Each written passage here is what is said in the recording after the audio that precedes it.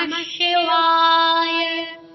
सौराष्ट्रे सोमनाथं च श्रीशैले मल्लिकार्जुनम् उज्जयिन्यां महाकालम् ओङ्कारममलेश्वरम्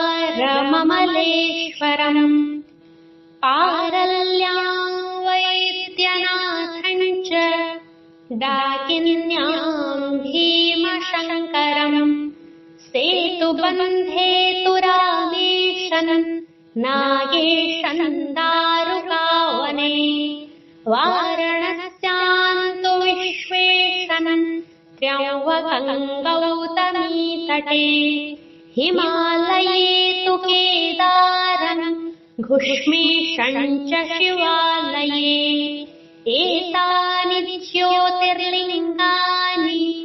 सायं प्रातः पठेन्नरः सप्तजन्मकृतं पापं स्मरणेन विनश्यति।